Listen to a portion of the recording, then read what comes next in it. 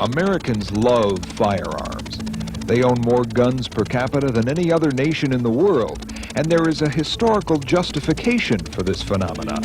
America won its freedom by force of arms. By force of arms, its citizen army has defended that freedom for over 200 years. Our history is replete with heroes who, pistol in hand, settled our nation, defended our Constitution, and enforced the law. Wyatt Earp, Pat Garrett, Sergeant York.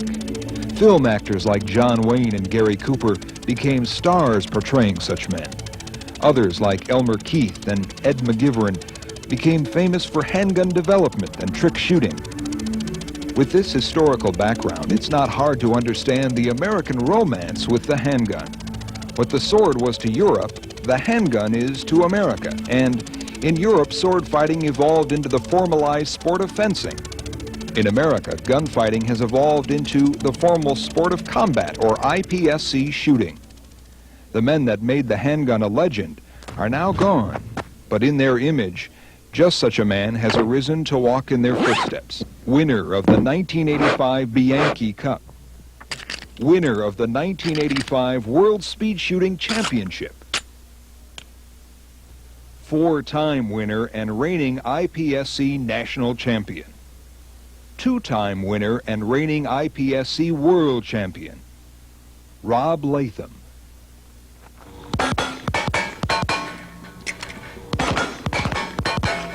Only once in a lifetime is a shooter with such extraordinary skill, speed, and accuracy born onto the face of the earth.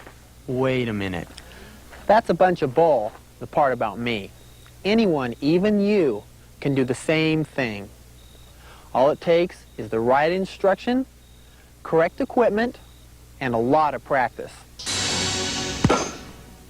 I'm going to share with you some techniques that have helped me over the years.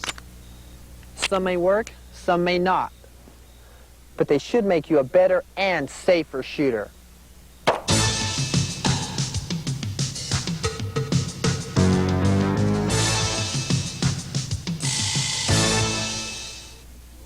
The action shooting sport has grown rapidly over the past 10 or 12 years. This growth was led by California and Arizona, where men like Jeff Cooper, Jack Weaver, Ray Chapman, Thel Reed Jr., Eldon Carl, and Terry Allison envisioned pistol competition that featured action scenarios. Targets instead of round bullseyes would be armed adversaries, often more than one. Time required to hit the target was as important as accuracy. They called this new type of competition practical or combat pistol shooting. The term combat has since been dropped for the more innocuous titles of action or IPSC shooting. IPSC stands for International Practical Shooting Confederation. Today, IPSC matches are held all over the world, involving shooters who believe in the sport and the safety and professionalism surrounding it.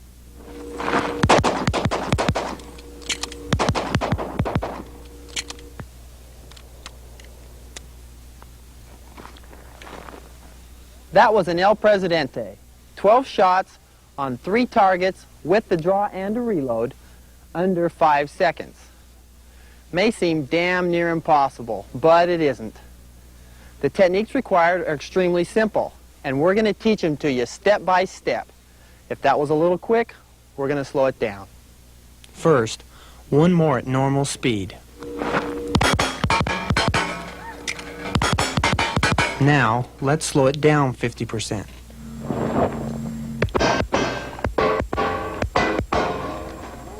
Slowed down to half speed, it still seems confusing. Let's go to the basics. To become a good shot, you'll master many techniques, none more important than a steady hold. Let's begin there. First, let's cover the two-handed firing grip. The strong hand, that which pulls the trigger, should be as high on the gun as possible. The tang or grip safety of the gun should press firmly down on the web between your thumb and trigger finger. The gun should pretty much be in line with your arm. The grip should be firm as is comfortable. No death grips here, just about the same as a hearty handshake.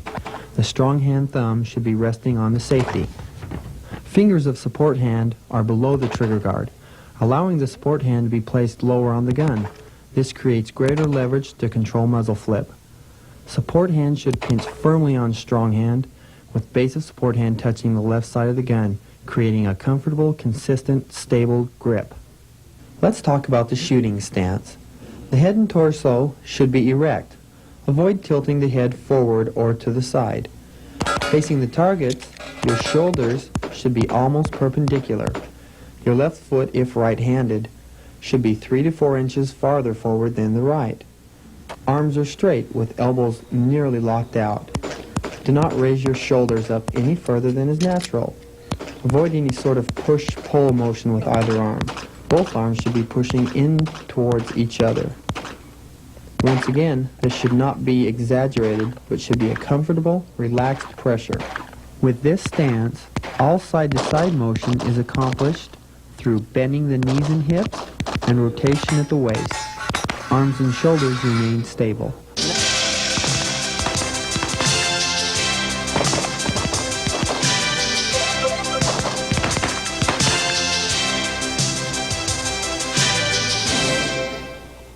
I'm now going to show you the motions it requires to do a quick, safe, accurate, consistent draw. For the sake of discussion, we're going to start with our hands up in the classic surrender position. With the hands up, we'll call this position 1. The motion to the gun we will call movement 1. This is the least important movement of all. A fast guy to a slow guy makes hardly any difference in time here. If you go here or if you go here, that's measured in thousandths of a second. Put very little conscious thought in trying to jump the gun or move your hand abnormally quick, because that'll simply cause you problems when you get to position 2, which is your hand resting on the butt of the gun. A critical part of the draw occurs at position 2. It is very important that you learn how to do this smoothly and consistently. Your hand goes from 1 to 2. You must get a firm, yet you don't have to have a locked-in grip. I'll show you now. 1 to 2. Hand down to the gun. You're not trying to kill the gun by squeezing it to death.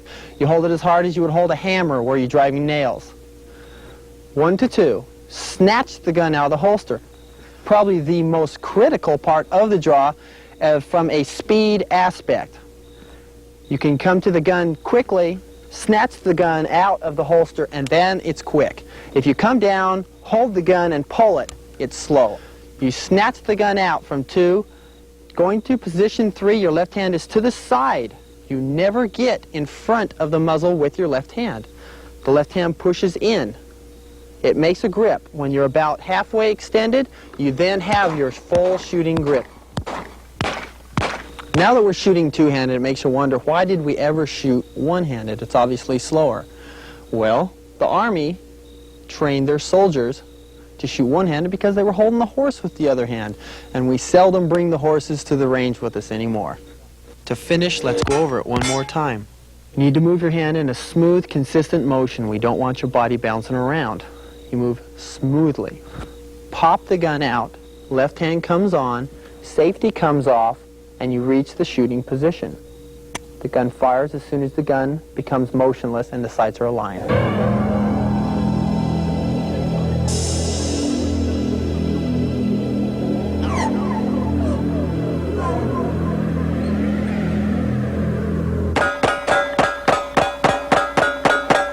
Once again, let's cover the major points of the draw. Position 1.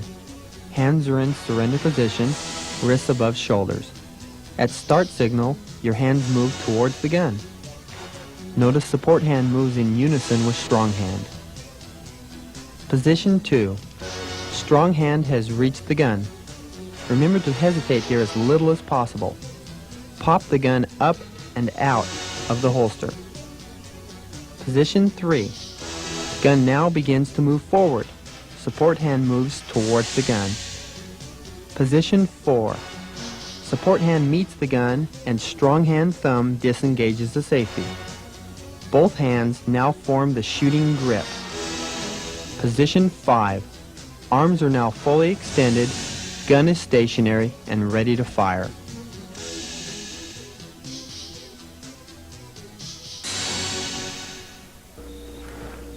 You've just fired a shot. time to reload the gun, whether you're out of ammunition or it's a required part of the stage. The first thing you do is take your left hand off the gun and move towards your spare magazines, whether on your side or in the front. At the same time, your right thumb, if you're a right-handed shooter, moves to the magazine release. If you have a long enough thumb that you can reach it, fine. If not, turn the pistol in your hand by moving your fingers off the front strap. Move to this point. Push the magazine release. Drop the magazine down. Return your hand to its normal grip. While that's happening, your left hand has gone to the magazine and pulled it out. The old magazine is now clear. Holding the gun in front of you. Don't hold it far away. Don't hold it low. Hold it right in front where you can look at it. Insert your new magazine. Hold the magazine with your finger towards the front. That way it's a finger right into the hole type of thing. Your hand comes up, you insert the magazine, make sure you seat it. Push it in hard enough that you do. You're now at that point of the draw, which happened here, only now you're here, and you simply rotate your hands in, and you're back to your firing position again. If you've shot your gun empty and the slide's locked back, the motions are basically the same until you've inserted the new magazine. At this point, you rotate your hand up in the same grip, and with your left thumb, knock down the slide release, and go on to your shooting position.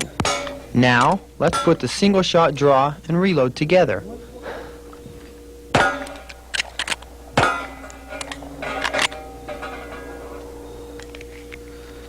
Economy of motion. Move your hands to the right point, grab the magazine with your finger on the tip. I'm going to use a timer on this one now. We're going to get a break here between our shots.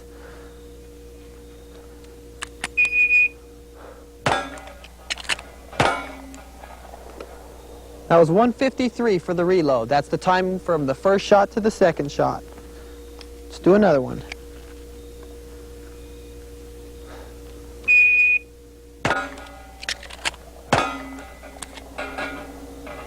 That was a 168. Good consistent loads. Not going to set any world on fire, but you'll never lose a match with those. We've painted the target up now. We're going to go to a slightly different version of that drill. We're going to now shoot 2 shots, reload, and shoot 2 more shots.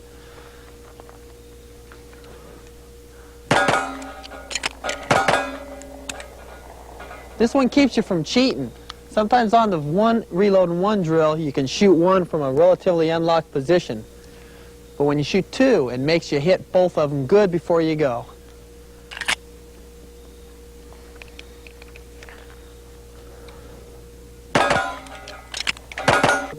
Let's show you one more in slow motion. Remember, fire the shot before you begin to move your hands.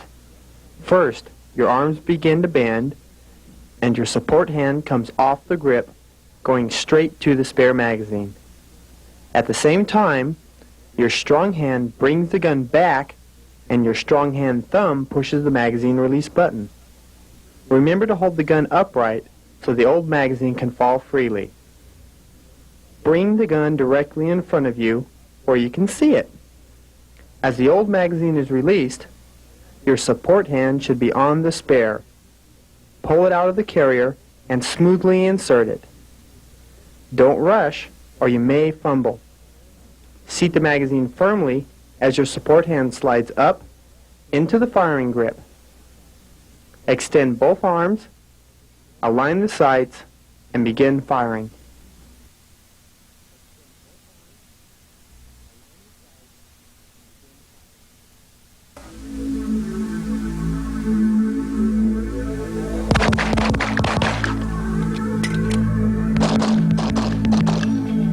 One of the things I like about this style of shooting is the fantasy that goes along with it. The scenarios let you become the good guy for a moment, the hero who saves the day with the power and skill in his hand.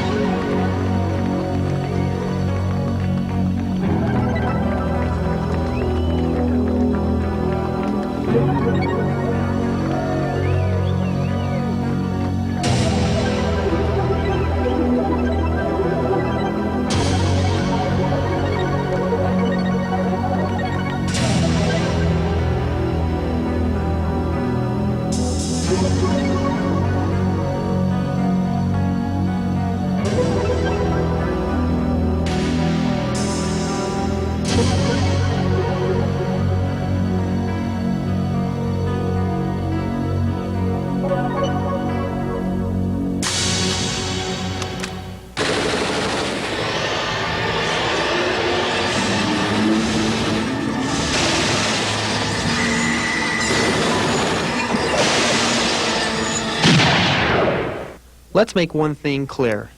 This tape is about basic competition shooting. What you just saw was a fantasy. It was not instruction on self-defense shooting or how to be a bodyguard. For all my championships and experience, in a situation like you just saw, the good guys would have been in big trouble. But, since it was my dream, I calmly drew my trusty gun, fired, and saved the day. Now let's get back to the real stuff. The El Presidente scenario, a bodyguard defending against multiple assailants, is but one of many that could happen. In a situation like that, anything is possible. The same goes for IPSC shooting. In the world of shooting, the IPSC competitor is the jack of all trades, able to cross over to any discipline and quickly become competent. This is the result of creative course design, which tests all types of ability evenly instead of one single facet. Fast, slow, or in between, IPSC does it all. In our scenario, the assailants were among innocent people. Those are targets you'd want to miss. In competition, we call those no-shoot targets. What you do here is not focus your attention on the no-shoots. Instead, concentrate on the area that's available. You only have a piece of the shoot target visible. You want to aim for the center of that. Avoid the edge of the no-shoot. Hit the center of the available target. Though the outer section may score less points, it will save you from numerous penalties. In many stages in IPSC shooting, you're required to shoot one-handed, be it right-handed or left-handed. The scenario may be that you've been wounded. When you're shooting one-handed, basically you want to quarter away from the target at about a 45-degree angle with your feet. You want your arm to be straight to better control the recoil. Your face should be straight onto the target so that you're looking out the center of your eye. You don't want to be down. You want to rotate your shoulder up.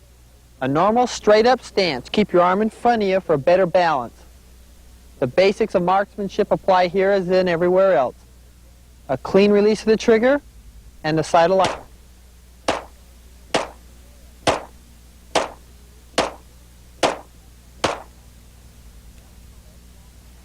That was called strong hand unsupported. Now we're going to shoot with our support hand, which is called our weak hand. The same techniques apply to your support hand as your strong hand when you're shooting. You want your arms straight, your feet at a 45-degree angle, your head straight up and square to the target. The basics of marksmanship apply. Sight alignment, squeeze the trigger. Get your arm into a position where your balance is good and it's not dangling out there.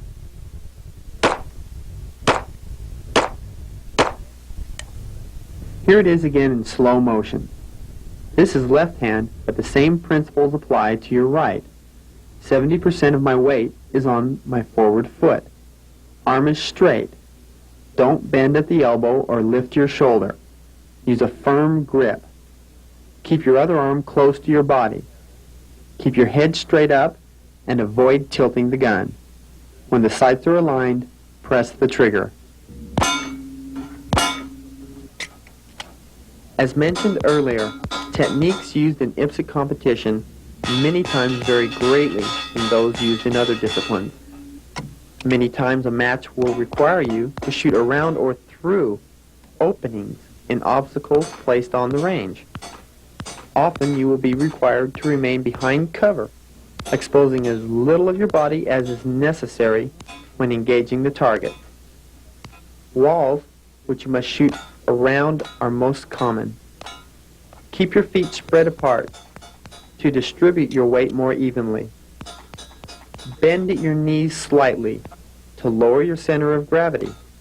This will also act as a shock absorber to the gun's recoil, helping you to better stay in balance. The arms and shoulders should remain in pretty much the same position as when you shoot standing. Good balance and control of the gun are the keys to firing around walls or barricades. Often you will be required to engage targets through openings through which you can't see standing up. This will necessitate either a kneeling or prone technique depending on just how low you must get. There are two basic variations on kneeling, one where one knee is placed on the ground and the other where both are down. Use whichever is more comfortable for you and which gives you the better scores. Once again, the idea is to keep your arms straight and tilt your head as little as is necessary. This will vary by the height of the opening. Sometimes prone is the perfect solution.